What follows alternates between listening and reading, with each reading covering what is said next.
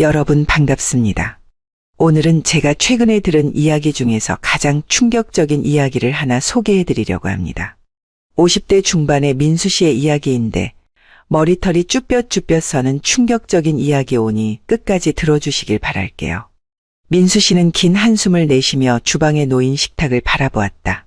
여느 때처럼 그가 차려놓은 식사 위로 하얀 김이 피어오르고 있었지만 주방은 썰렁하고 조용하기만 했다. 아침부터 정성껏 준비한 미역국과 계란말이 그리고 딸이 좋아하는 연어 스테이크가 고요한 집안에 무심히 놓여있을 뿐이었다. 민수 씨는 잠시 손목시계를 확인하고는 다시 한번 한숨을 내쉬었다. 벌써 9시가 다 됐는데 대체 무슨 생각을 하는 거야? 그의 목소리엔 애써 짜내려는 듯한 인내심이 배어있었다. 민수 씨는 자리에서 일어나 딸의 방으로 다가갔다.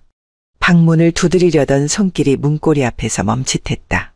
그동안 수없이 두드려왔던 이 문이 오늘따라 더욱 무겁게 느껴졌다.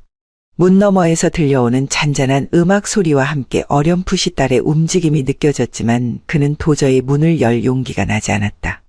결국 문 앞에서 몇 번이고 망설인 끝에 민수 씨는 조심스레 문을 두드렸다. 혜인아, 아빠가 아침 준비해뒀는데 같이 먹자. 너 요즘 아침도 잘 안 먹고 그러면 건강이 안 좋잖아. 아무 대답이 없었다. 문 너머로 돌아오는 건 여전히 방 안을 가득 채우고 있는 음악 소리뿐. 민수 씨는 한숨을 내쉬며 문 앞에 선 채로 한참을 기다렸다. 더는 참지 못한 듯 문을 두드리는 손끝에 힘이 들어갔다. 혜인아, 아빠가 얘기하고 있잖니. 그래도 내가 얼굴은 좀 보여줘야지. 그때 문이 벌컥 열렸다. 혜인 씨는 무심한 눈으로 아버지를 바라보았다. 부스스한 머리칼을 쓸어 올리며 냉담한 목소리로 말했다. 아침 먹고 싶으면 혼자 드세요. 나 지금 바쁘니까 제발 그만 좀 두드리세요. 딸의 말에 민수 씨는 멍한 표정으로 한참 동안 서 있었다. 예전에 혜인은 결코 이런 아이가 아니었다. 아침마다 아버지가 차려주는 밥을 먹으며 아빠, 오늘도 맛있게 해줘서 고마워. 라며 미소 짓던 아이였다. 하지만 어느 순간부터 딸은 조금씩 아버지와의 거리를 두기 시작했고 사춘기를 겪으면서는 차갑고 냉담한 말투로 대답하기 일쑤였다. 아버지가 아무리 다정하게 말해도 돌아오는 건 늘 냉랭한 반응뿐이었다. 그래, 알았다. 내가 안 먹으면 어쩔 수 없지. 민수 씨는 침울한 표정으로 중얼거리며 뒤돌아섰다. 차라리 문을 닫아 걸고 말았으면 좋았을 텐데 혜인은 그조차도 하지 않고 무심하게 문을 닫지 않은 채 다시 방으로 들어가 버렸다. 민수 씨는 멍하니 열린 문을 바라보았다. 어딘가 닫힌 듯하고 동시에 열린 듯한 그 문 너머로 혜인은 다시 침대 위에 주저앉았다. 아버지를 무시하듯 음악 소리는 한층 더 커져만 갔다.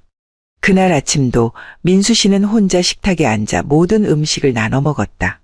밥을 씹을 때마다 이가 시큰거리는 고통이 느껴졌지만 그는 이를 악물고 꾸역꾸역 삼켰다. 무거운 식탁을 내려다보며 혜인이 남긴 빈자리를 바라보았다.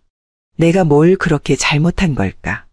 내가 더 잘해줬어야 했던 걸까? 민수 씨는 혼자서 한참을 생각하다가 고개를 저었다. 그는 분명 잘못한 게 없었다. 오히려 모든 걸 포기하면서까지 혜인을 위해 최선을 다해왔다. 아내가 그를 버리고 집을 떠난 이후 홀로 혜인을 키우기 위해 자신이 얼마나 많은 밤을 뜬 눈으로 지새웠던가. 젖병을 데우고 기저귀를 갈고 아이가 처음으로 걷기 시작했을 때, 처음으로 말을 떼었을 때 모든 순간에 그가 함께하지 않았던 순간이 없었다.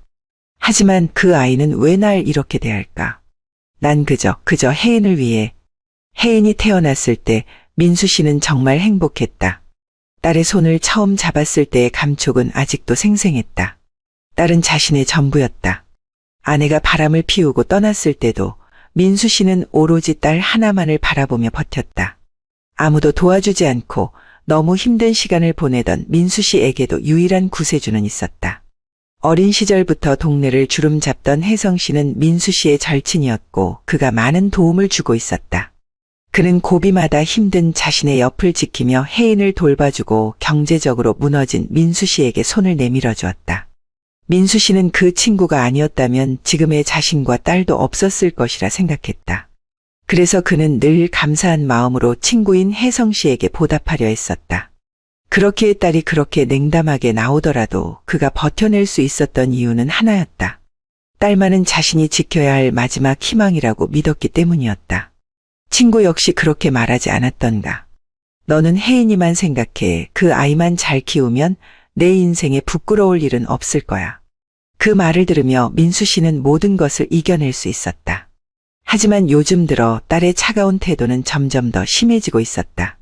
마치 자신이 아버지를 증오하는 듯한 말과 행동, 눈빛마저도 자신을 혐오하는 것처럼 보일 때가 많았다. 왜 이런지, 왜 그토록 자신을 싫어하는지 도무지 알 수가 없었다. 저 애가 저렇게 나오는 데엔 이유가 있겠지. 내가 너무 몰라준 걸지도 몰라.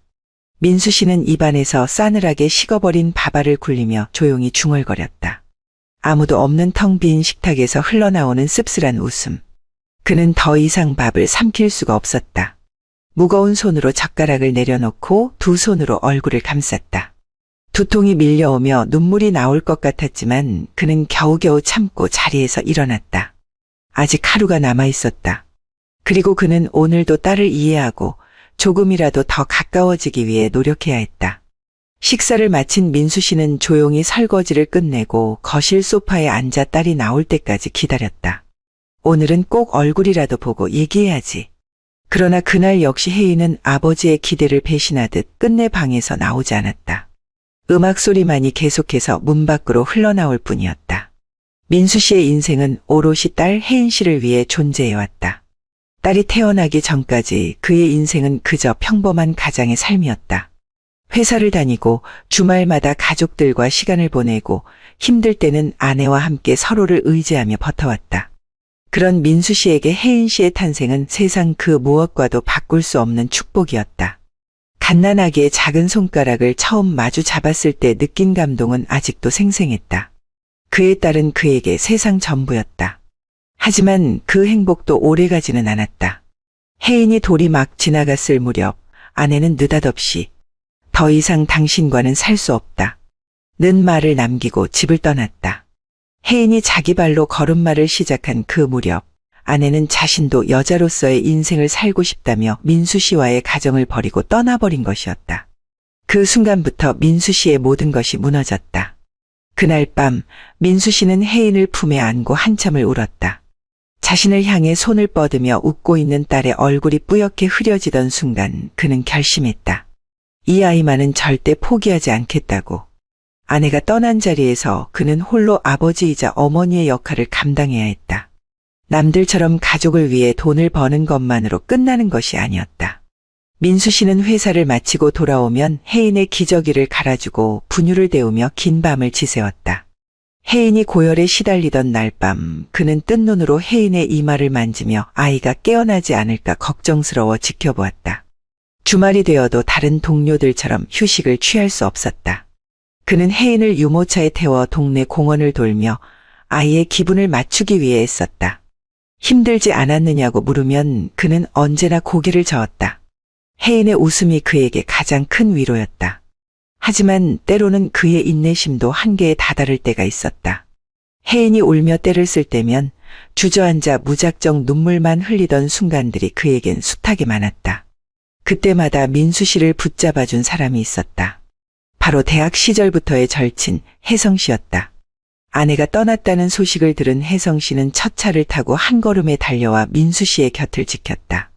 혜성 씨는 그날 밤 아무 말 없이 민수 씨와 혜인이 잠들 때까지 함께 있었다. 그리고 다음 날 아침 민수 씨가 어설프게 밥을 준비하는 것을 보고는 그를 말리며 부엌으로 향했다. 야, 혜인은 내가 돌봐줄 테니까 너나 좀 쉬어. 내가 이러다 쓰러지면 혜인은 누가 돌보겠어? 혜성 씨는 그 후로 주말마다 민수 씨의 집을 찾아왔다. 마치 자신의 집처럼 편하게 들어와 혜인 씨를 돌봐주었고 민수 씨가 직장에서 늦게 퇴근할 때면 집에 먼저 와 혜인이 울지 않도록 시간을 보내주었다. 혜인은 어렸을 때부터 혜성 씨를 삼촌이라 부르며 따랐다. 혜성이가 혜인을 데리고 공원에 나가 뛰어놀며 웃음소리를 터뜨릴 때 민수 씨는 그저 그들이 행복해 보이는 것만으로도 만족스러웠다. 민수 씨가 회사를 그만둬야 할 위기에 처했을 때도 혜성 씨는 흔쾌히 경제적인 지원을 아끼지 않았다. 그는 언제나 민수 씨에게 든든한 존재였다. 두 사람이 대학 시절 룸메이트로 만나 친구가 된 후 그들의 관계는 흔한 우정을 넘어선 마치 가족 같은 유대감으로 깊어졌다. 혜성 씨는 민수 씨가 결혼할 때도 옆에서 신랑 들러리를 섰고 혜인이 태어났을 때도 가장 먼저 달려와 축하해 주었다. 난 내가 무너지지 않았으면 좋겠어. 혜인이는 내가 이겨낼 수 있는 힘이니까. 그리고 나도 너를 도울 테니까 걱정 말고 버텨. 혜성 씨의 다정한 위로는 민수 씨가 가장 힘들 때마다 꺼내볼 수 있는 한 줄기 희망과도 같았다. 홀로 어린 딸을 키우는 건 결코 쉬운 일이 아니었지만 혜성 씨가 곁에 있어 주었기에 민수 씨는 어떤 어려움도 견딜 수 있었다. 혜성이의 도움 없이는 혜인을 잘 키워낼 수 없었을 거라는 생각도 자주 들었다. 혜인이 초등학교에 입학했을 때 민수 씨는 혜인과의 시간을 더 많이 가지기 위해 근무 시간을 줄이고 주말마다 도시락을 싸서 가까운 산을 오르거나 공원에 갔다. 혜인이 좋아하는 도시락 반찬을 만들기 위해 새벽에 일어나 요리를 연습했고 학부모 모임에 참석하기 위해 시간을 내곤 했다. 그런 민수 씨의 모습에 혜성 씨는 자주 격려해 주었다. 정말 잘하고 있어. 민수야, 너만큼 아버지 역할을 잘 해낼 사람은 없어. 하지만 혜인이 사춘기를 겪으며 아버지와의 관계는 점점 더 멀어져 갔다. 중학생이 된 혜인은 아버지와 대화하는 것조차 거부했고 민수 씨가 학교에서 있었던 일을 물어보면 귀찮은 듯 짜증을 냈다. 처음에는 그저 반항기라 생각하고 이해하려고 애썼다. 혜인이 더 이상 집에서 밥을 먹지 않을 때도 귀가 시간이 늦어질 때도 그저 자녀가 겪는 흔한 성장통이라 여기며 참고 기다렸다. 하지만 혜인의 차가운 태도는 점점 더 심해졌고 대학에 입학한 후에는 거의 집에 들어오지 않았다.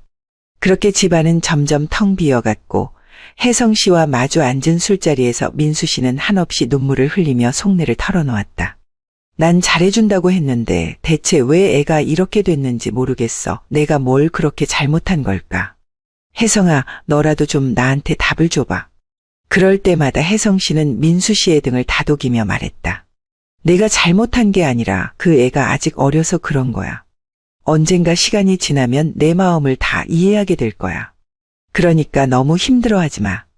혜성 씨의 위로는 늘 민수 씨에게 버팀목 같은 존재였다.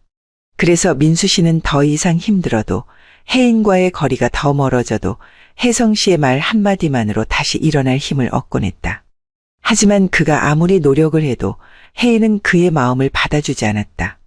대학을 졸업한 이후에도 취업 준비는 하지 않은 채 방에 틀어박혀 아버지와의 대화는 거부했다. 그럴수록 민수 씨는 더 딸에게 다가가려 했지만 돌아오는 건 매몰찬 냉대뿐이었다. 아빠, 나 혼자 있고 싶으니까 제발 나한테 간섭하지 말아요. 문 앞에서 혜인의 차가운 말소리를 들을 때마다 민수 씨는 방 안에 있는 딸에게 도저히 손을 내밀 수가 없었다. 딸이 한 걸음 물러날 때마다 그는 더 조심스레 한 걸음 내디디며 손을 내밀었지만 그때마다 손끝이 닿기 전에 철벽 같은 벽이 가로막고 있었다. 그럴 때마다 그를 위로해 준 건 어김없이 혜성 씨였다. 다 괜찮아질 거야. 그 애가 무슨 마음인지는 나도 모르겠지만 넌 잘하고 있는 거야. 민수 씨는 그 말을 굳게 믿었다. 자신이 아무리 부족해도 딸을 위해 노력해온 세월이 헛되지 않으리라 믿었다. 딸이 언젠가는 자신의 노력을 알아주고 다시 마음의 문을 열어줄 거라고 믿었다. 그리고 그 믿음을 지탱해주는 혜성 씨의 존재가 그에겐 유일한 버팀목이었다. 민수 씨의 마음속 어딘가에는 늘 작은 불씨처럼 남아있던 불안감이 있었다. 아내가 떠나고 딸과 둘이서 살아온 지난 20년 동안 그는 수없이 자신에게 물었다. 내가 뭘 잘못했을까? 내가 조금만 더 잘했더라면 아내는 떠나지 않았을까? 그때마다 혜성 씨는 그를 위로하며 이렇게 말했다. 내 잘못은 아니야. 민수야, 그 사람은 내가 아니어도 언제든 떠났을 거야. 그러니까 너무 자책하지 마.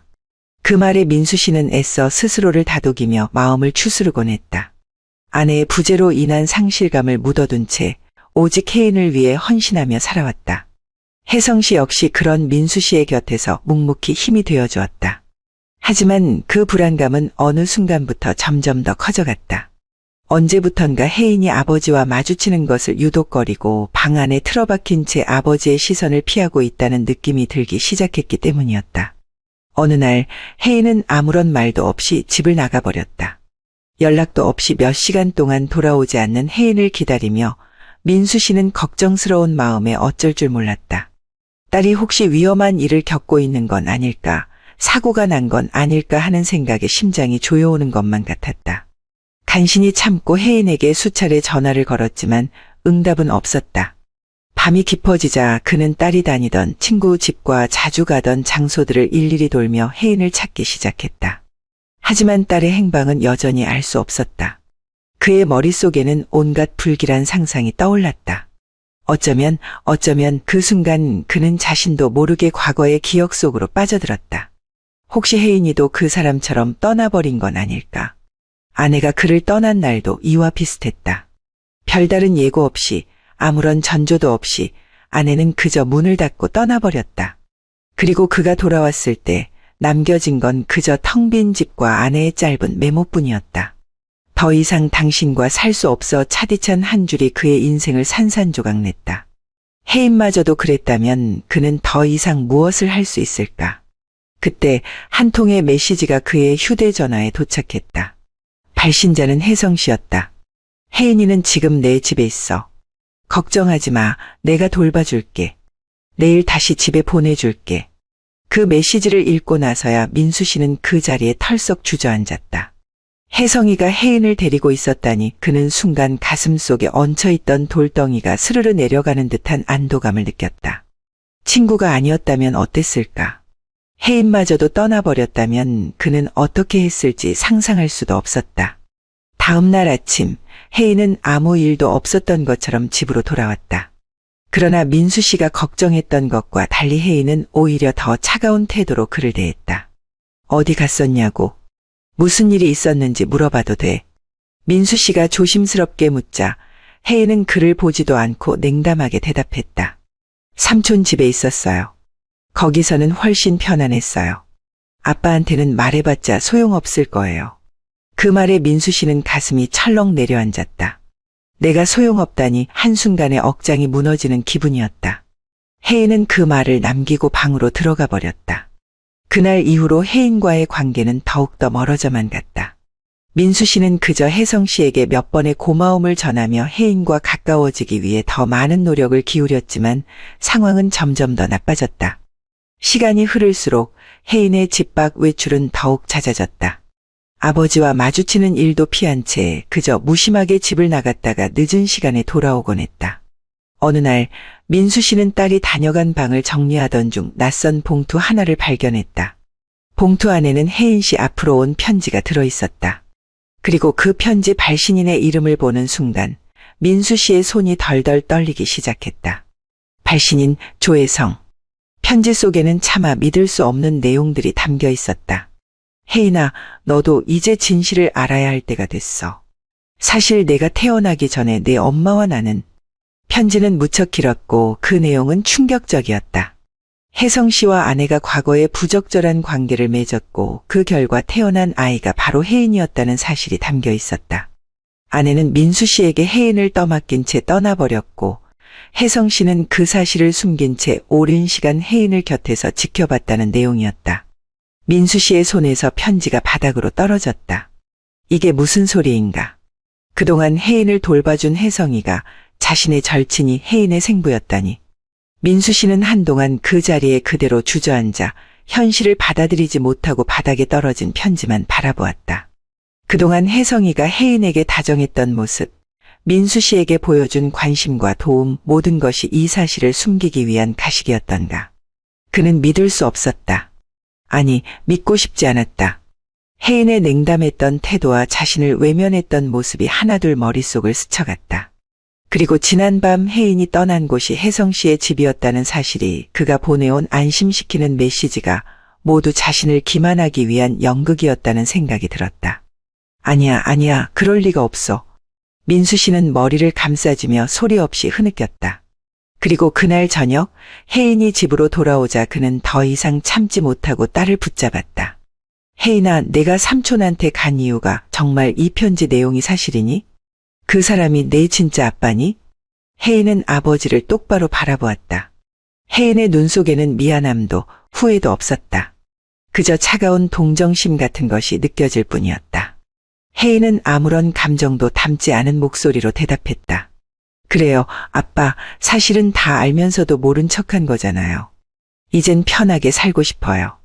나도, 엄마도, 삼촌도 다 같이 살고 싶어요. 그러니까 나 좀 놔주세요. 그 순간 민수 씨의 모든 세상이 무너져 내리는 듯했다. 자신이 20년 동안 지켜왔던 것들이 한순간에 허물어졌다. 아내가 남기고 떠난 혜인이 자신의 딸이 아니라는 사실. 그리고 그동안 가장 믿어왔던 친구가 사실은 자신의 가장 큰 적이었다는 사실. 딸은 이미 아버지에게서 등을 돌렸고 자신의 진짜 아버지와 함께하기 위해 떠나겠다고 결심한 상태였다. 민수 씨는 몸을 가누지 못한 채 바닥에 털썩 주저앉았다. 머릿속이 새하얗게 비어버린 듯 아무런 생각도 들지 않았다. 그는 혜인을 붙잡지도 원망하지도 못한 채 그저 공허한 눈으로 딸을 바라볼 뿐이었다. 그날 밤 혜인은 집을 나섰다. 그리고 다시는 돌아오지 않았다. 혜성이가 혜인을 데리러 온 그날 이후 민수 씨의 집은 텅 빈 채 차가운 공기만이 가득했다. 딸을, 아내를, 그리고 가장 믿었던 친구마저 모두 잃어버린 그 자리에 남겨진 건 홀로 무너져버린 민수 씨 자신뿐이었다. 그가 문 앞에 다가가 벨을 누른 순간 현관문이 서서히 열렸다. 민수 씨는 잠시 멈칫했다. 문 안쪽에서 낯익은 목소리가 들려왔다. 아빠, 오셨어요? 혜인이었다. 그러나 그 순간 민수 씨의 눈에 들어온 것은 혜인의 모습만이 아니었다. 그녀의 뒤편에서 아내가 민수 씨를 향해 다정한 미소를 지으며 다가오고 있었다. 한때 그의 아내였던, 그토록 잊을 수 없었던 그 얼굴이 지금 눈앞에서 너무나도 편안한 표정으로 서 있었다. 오랜만이에요. 민수 씨 이렇게 찾아와줘서 고마워요. 아내의 말에 민수 씨는 한동안 아무 말도 할 수 없었다. 지난 20여 년간 아내가 떠난 후 그는 단 한 번도 그녀의 소식을 들은 적이 없었다. 아내는 무심한 메모 하나만을 남긴 채 연락을 끊었고 그 후로 어떻게 지내고 있는지 전혀 알 수 없었다. 그런데 지금 눈앞에 나타난 아내는 마치 아무 일도 없었다는 듯 그저 웃으며 민수 씨를 맞이하고 있었다. 당신 대체 왜 지금 여기서? 민수 씨의 목소리는 떨리고 있었다. 혼란스럽고 말이 잘 나오지 않았다. 그때 아내의 뒤편에서 또 다른 남성의 모습이 나타났다. 혜성 씨였다. 혜성 씨 역시 민수 씨를 향해 밝은 미소를 지으며 다가왔다. 민수야, 오랜만이다. 우리가 다시 만날 수 있어서 참 기쁘네. 민수 씨는 그 순간 두 사람의 태도에 어딘가 모를 섬뜩함을 느꼈다. 분명 그와 오랜 시간 함께했던 친구였고 자신을 위로해주던 절친이었지만 지금 그들의 모습은 너무나도 낯설고 이질적이었다. 마치 그들 사이에 오랫동안 공유된 비밀이 있었던 것처럼, 그리고 이제 그 비밀을 자신에게 밝히겠다는 듯한 표정으로 그를 바라보고 있었다. 여기 대체 이게 다 무슨 소리야? 아내는 왜 여기 있고 혜성 씨, 당신은? 민수 씨의 목소리가 높아지자 혜인 씨가 조용히 아버지의 팔을 잡으며 말했다. 아빠, 진정해요. 이제 다 말씀드릴게요. 여기가 우리 집이에요. 엄마랑 삼촌이랑 나랑 우리가 함께 살고 있는 집. 민수 씨는 그 말을 이해할 수 없었다. 우리 집? 함께 살고 있는 집? 그게 무슨 뜻이란 말인가? 그는 머릿속이 복잡해져 제대로 말을 잇지 못한 채 그저 혼란스럽게 아내와 혜성 씨를 번갈아 쳐다보았다. 그때 아내가 혜인 씨의 어깨를 살며시 감싸며 다정하게 말을 이었다. 혜인이 이제 내가 다 알았으면 좋겠다고 해서 내가 여기 오라고 했어. 나도 이제 숨기지 않고 말하려고 해. 사실 나와 혜성 씨는 오래전부터 여기서 살고 있었어. 이 집은 우리가 함께 마련한 집이야. 그 순간 모든 것이 무너져 내리는 듯했다. 민수 씨는 눈앞이 캄캄해지며 몸이 떨리기 시작했다. 아내가 떠난 이후 그가 묵묵히 아버지로서 딸을 위해 살아온 세월이 송두리째 부정당하는 듯한 느낌이었다. 아내는 이미 혜성 씨와 가정을 이루고 있었고 그 사실을 그에게 단 한 번도 알리지 않은 채 그저 자신이 무너지는 모습을 지켜보고 있었던 것이다. 뭐라고? 민수 씨의 목소리는 거의 들리지 않을 정도로 나직해졌다. 여기에서 혜성이와 당신이 가정을 이뤘다고. 그는 그 말을 믿고 싶지 않았다. 아니, 믿을 수 없었다. 하지만 아내는 마치 민수 씨가 지금껏 무언가를 잘못 이해하고 있는 사람이라는 듯 차분하게 고개를 끄덕였다. 그래, 오래전부터 이 집에서 우리 셋이 함께 살고 있었어. 혜인이는 우리와 함께 있고 싶다고 했어. 더 이상 당신과 지내고 싶지 않다고도 했고, 난 혜인이를 위해 그리고 나를 위해 이 결정을 한 거야. 민수 씨도 이제 받아들여야지. 아내의 그 태도에 민수 씨는 숨이 멎을 것 같았다. 아내의 입에서 나오는 모든 말들이 너무나 당연한 사실을 이야기하듯 아무렇지 않게 느껴졌기 때문이다. 그가 이해하지 못한 것은 그 순간 아내가 미소를 짓고 있었다는 사실이었다. 그리고 그 옆에서 서 있던 혜성 씨 역시 미안함이나 죄책감이라고는 전혀 찾아볼 수 없는 얼굴로 그를 바라보고 있었다. 민수야, 미안하다. 처음부터 이렇게 될 줄은 몰랐어. 하지만 어쩌다 보니 이렇게 됐네. 혜성 씨는 마치 진심으로 사과라도 하려는 듯한 표정을 지으며 고개를 숙였다. 내가 너를 배신했다고 생각할지도 모르겠지만 사실 나는 너와 아내의 관계가 끝났을 때부터 그녀를 좋아하고 있었어. 그녀도 나를 받아줬고 그래서 우린 다시 시작하기로 했지.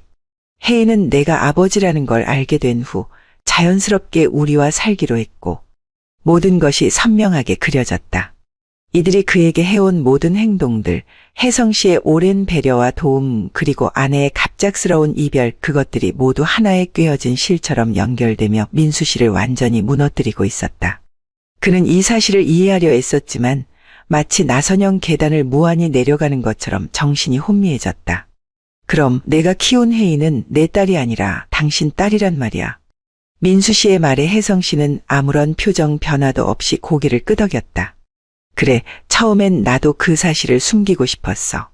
너도 알다시피 넌 정말 훌륭한 아버지였으니까. 하지만 시간이 지나면서 혜인이도 자신의 진짜 아버지가 누군지 알아야 한다고 생각했어. 아내는 그 말을 덧붙였다. 그리고 나도 그동안 혜인을 잃고 싶지 않았어. 그런데 이제 우리 셋이 다 함께할 수 있게 됐으니까 난 더는 너에게 미련이 없어. 이제 우리에게는 혜인과 나 그리고 혜성이만 있으면 돼. 민수 씨는 그들의 말이 끝나자마자 그 자리에서 그대로 무너져 내렸다. 다리가 풀리며 바닥에 주저앉은 그는 머리를 감싸쥐고 소리 없이 울기 시작했다.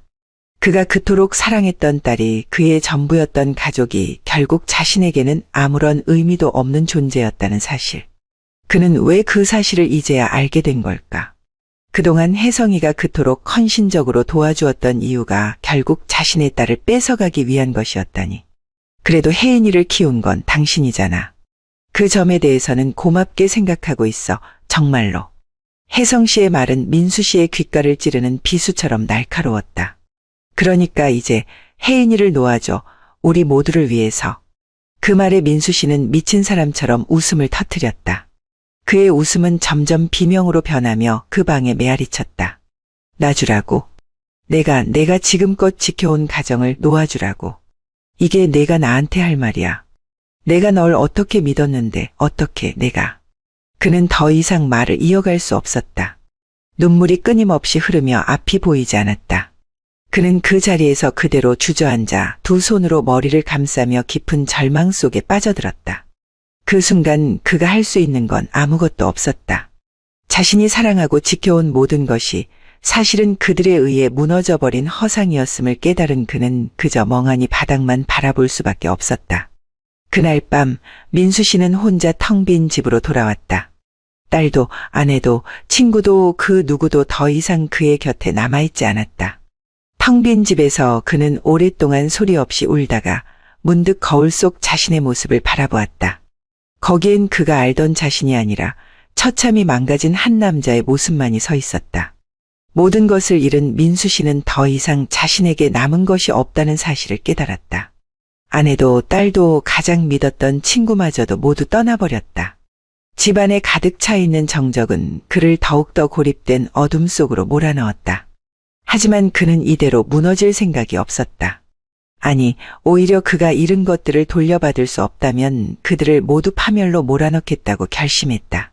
그는 차가운 눈빛으로 거울 속 자신의 초라한 모습을 바라보며 깊은 한숨을 내쉬었다.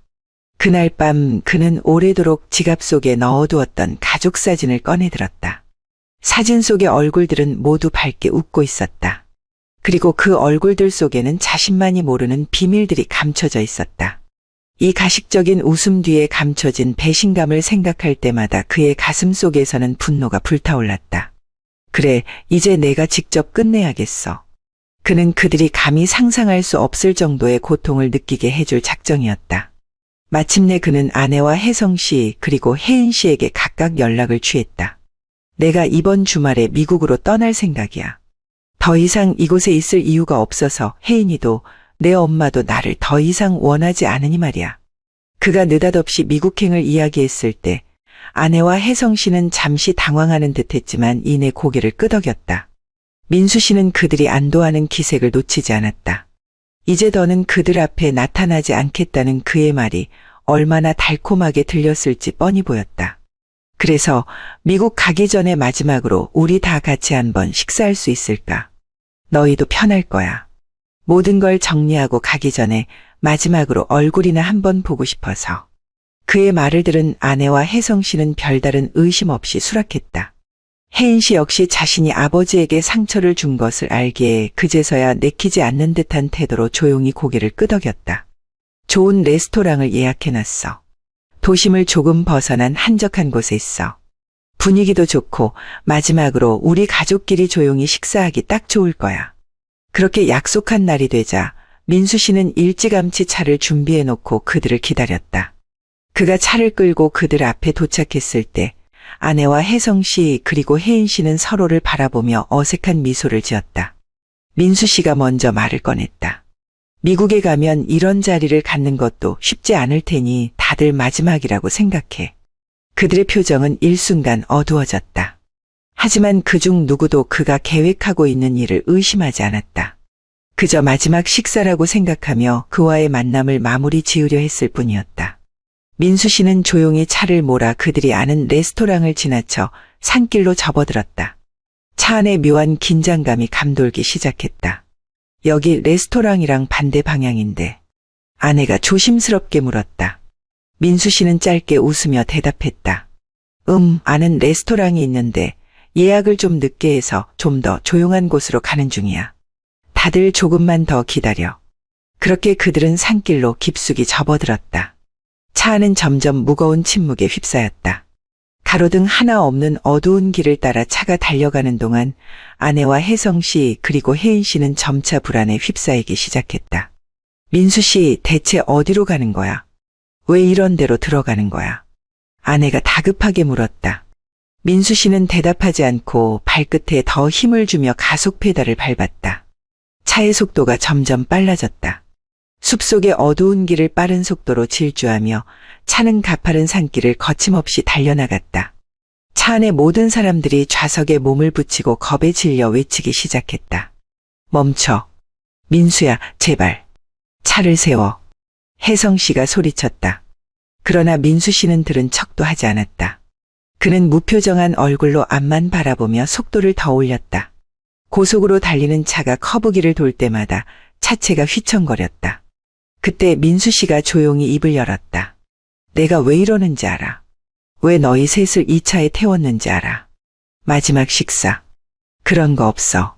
내가 준비한 마지막은 여기서 우리 넷이 모두 끝나는 거야. 그의 말이 떨어지자마자 차 안의 분위기는 더욱 얼어붙었다. 아내는 경악하며 소리쳤다. 미쳤어? 당신 제정신이야? 이러지 마. 제발 멈춰. 혜성 씨 역시 다급하게 말했다. 내가 원하는 게 뭐든 제발 멈춰. 우리 잘못했어. 내가 원하는 대로 다 할 테니까 우리를 죽이려는 거야. 하지만 민수 씨는 들은 척도 하지 않았다.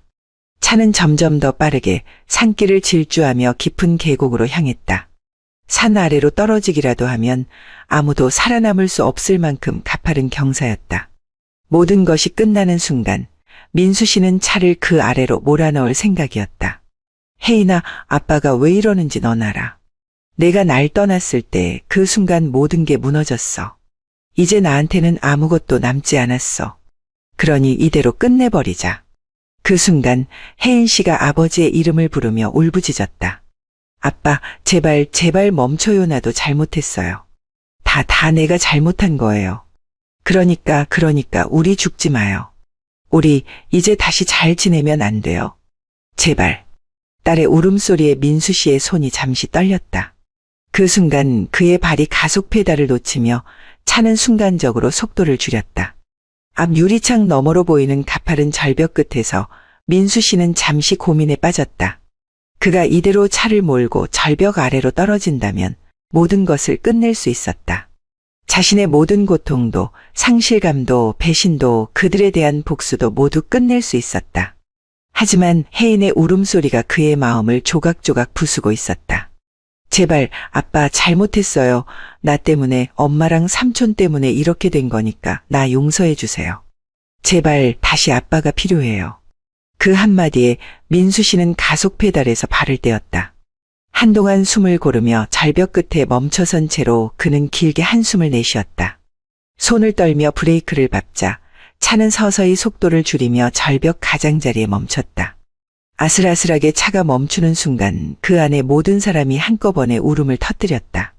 민수 씨는 핸들을 움켜잡은 채 눈을 감았다. 이대로 끝낼 수도 있었는데 왜 딸의 눈물을 보고 멈추게 된 걸까? 그가 분노를 풀 곳도 없었다. 혜인이 그토록 지키고 싶었던 딸의 눈물을 보고 그는 더 이상 복수를 감행할 수 없었다. 너희들 모두 내 인생을 망가뜨렸어. 민수 씨는 낮게 중얼거렸다. 하지만 혜인아, 너만은. 그는 조용히 차에서 내렸다. 그리고 차문을 쾅 닫았다. 딸을 포함해 아내와 혜성 씨가 숨을 몰아쉬며 그를 쳐다보았다. 내가 이 복수를 하지 않는다고 해서 너희가 행복하게 지낼 수 있을 거라고는 생각하지 마. 그는 차를 뒤로 물리며 그 자리를 벗어났다. 그리고 길 한가운데 멈춰서서 다시 차를 돌아봤다. 차 안에 혜인 씨는 눈물을 흘리며 아버지를 바라보고 있었다. 다시는 너희 앞에 나타나지 않을 거야. 하지만 이번만은 내가 너희를 살려줄 테니 그 은혜는 잊지 마라. 그 말을 남기고 민수 씨는 그 자리를 떠났다. 멀리서 그의 뒷모습만이 어둠 속으로 사라져갔다. 그는 모든 것을 잃었지만 그 마지막 순간 그는 딸을 위해 스스로를 멈추었다. 그렇게 그는 홀로 텅 빈 길을 걸어갔다. 어디로 향하는지 모른 채 그저 조용히 혼자만의 길을 걸어갔다. 복수를 하지 못한 허무함과 동시에 딸을 위해 용서를 선택한 평온함이 그의 마음을 휘감았다. 민수 씨는 길 한가운데에서 멈춰서서 다시는 돌아오지 않을 길을 떠났다. 모든 것을 잃었고 아무것도 남지 않았지만 민수 씨는 복수 대신 용서라는 길을 선택했다. 딸 혜인이의 눈물 앞에서 그가 품었던 분노는 한순간에 사라져버렸다. 차가 절벽 끝에 멈춰섰을 때 그는 눈을 감고 생각했다. 만약 이대로 복수를 끝낸다면 정말로 자신의 고통이 사라질까? 아니면 그저 더 큰 상처만 남겨진 채 또 다른 고통 속에서 괴로워하게 될까? 아내와 혜성 씨 그리고 혜인 씨는 그 자리에서 한동안 숨을 가다듬으며 그가 떠난 자리를 지켜보았다. 그들이 느낀 감정은 다행스러움이었을까? 아니면 깊은 후회와 죄책감이었을까? 그 누구도 알 수 없었다.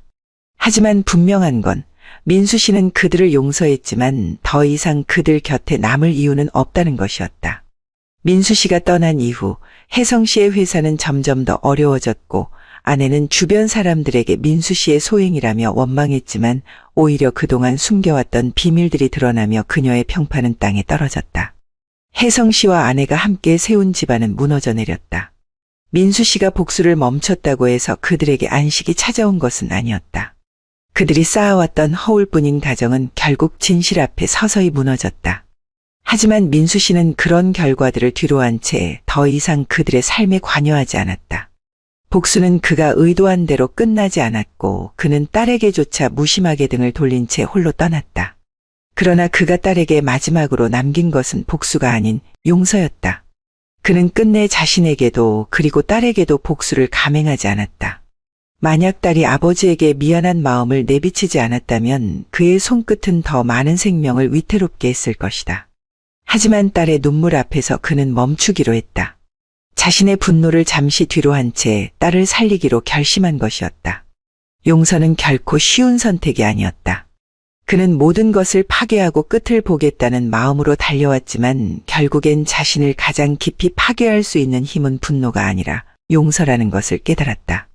그래서 그는 떠났다. 자신이 남아있는 한 그들 모두가 더 큰 파멸로 떨어질 것 같아서 그는 차라리 스스로를 그들 삶에서 지워버리기로 했다. 자신이 떠난 이후 딸 혜인이가 행복하게 지낼지 아내와 혜성 씨가 그 집에서 잘 살아갈지는 알 수 없었다. 그러나 민수 씨는 그들이 어떤 삶을 살든 이제 더는 신경 쓰지 않기로 했다. 복수의 칼날을 거두고 스스로 떠난 그는 과연 무엇을 얻었을까? 아마도 그는 평생 그 질문에 답을 찾지 못할 것이다. 하지만 자신을 기다리지 않을 사람들을 위해 또다시 자신의 삶을 내던질 만큼 바보는 아니었다. 그래서 그는 혼자서 그 모든 짐을 내려놓고 홀로 길을 떠난 것이다. 용서란 타인을 위한 것이 아니라 자신을 위한 선택이다. 민수 씨는 자신에게 남겨진 상처들을 끌어안으며 천천히 그 길을 걸어갔다. 그의 마음속 깊은 곳에선 여전히 후회와 미련이 꿈틀거렸지만 그 모든 감정을 뒤로 한 채 그는 조용히 발걸음을 옮겼다. 그는 이제 알았다. 아내와 혜성 씨 그리고 딸마저 자신에게 진정한 용서를 구하든 아니든 더 이상 중요하지 않다는 것을. 복수도 분노도 그 어떤 것도 더는 그의 발목을 붙잡지 않았다. 그가 이제 갈 곳은 단 한 곳이었다. 어디에도 속하지 않은 낯선 거리, 더 이상 누구의 시선도 닿지 않는 외로운 길. 그 길의 끝에 무엇이 기다리고 있을지는 알 수 없었다. 하지만 그는 이번만큼은 자신을 위해 떠나기로 했다. 모든 것을 내려놓고 모든 것을 잊기로.